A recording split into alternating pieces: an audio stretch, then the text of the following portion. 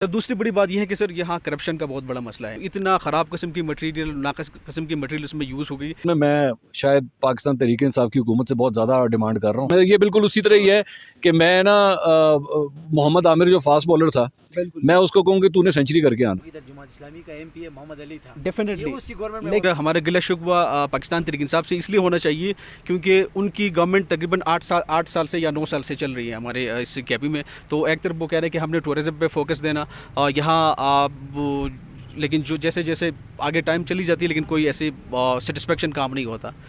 अब ये इसमें एक और चीज़ जो नोट करने वाली वो ये है कि आपको याद होगा पहले एक पीटीडीसी होता था जिसको खान साहब ने आके बंद कर दिया, ठीक है, कि जी हमने इसको ठीक करना है, हमने इसको ठीक करना है। वो खान साहब ना खुद ठीक हुए ना पीटीडीसी ठीक हुआ, ठीक है। तो वो पीटीडीसी जहाँ पूरे पाकिस्तान में खुला हुआ था वो भी बंद कर गए और वो आज तक नहीं खुल सका। अब यहाँ पे कुमराट में जितना मैंने अभी तक देखा है सारी प्राइवेट इन्वेस्टमेंट हुई है, सारे प्राइवेट इन्वेस्टर्स हैं जिन्होंने आके होटल खोले हुए हैं यहाँ पे।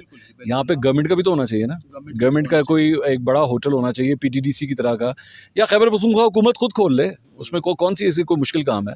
और मेरा ख्याल में कोई इस एरिया के अंदर आपने होटल खोलना भी है ज़्यादा से ज़्यादा 3-4-5 करोड़ रुपया लग जाएगा, इससे ज़्यादा क्या लगना है। लेकिन कम से कम उससे ये होगा कि जब अगर वो आएगा और वो अगर रेट अपने कम रखेगा तो जो प्राइवेट इन्वेस्टर है ना उसको भी मुकाबले में रेट कम रखने पड़ेंगे।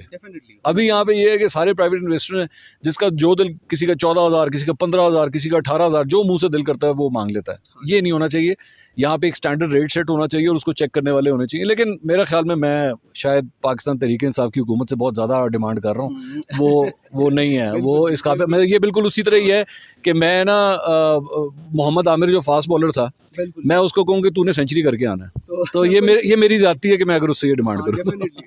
सर दूसरी बड़ी बात यह है कि सर यहाँ करप्शन का बहुत बड़ा मसला है। एक तो यह है कि सर नेशनल मीडिया की यहाँ मतलब रोड पे टेंडर निकलता, बजट रिलीज़ होता, तो रोड की ये जो रोड बना है सर तकरीबन उसकी कोई 4-5 साल नहीं बनी है।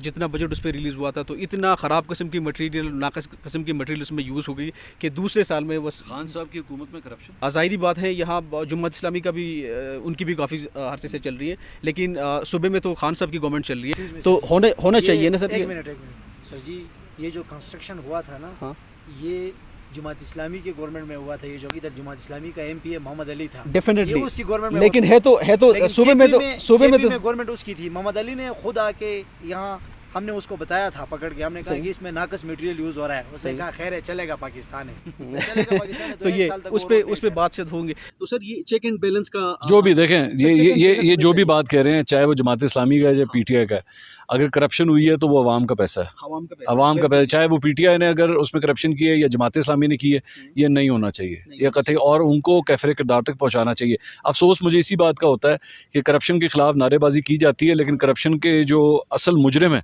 उनको नहीं पकड़ा जाता।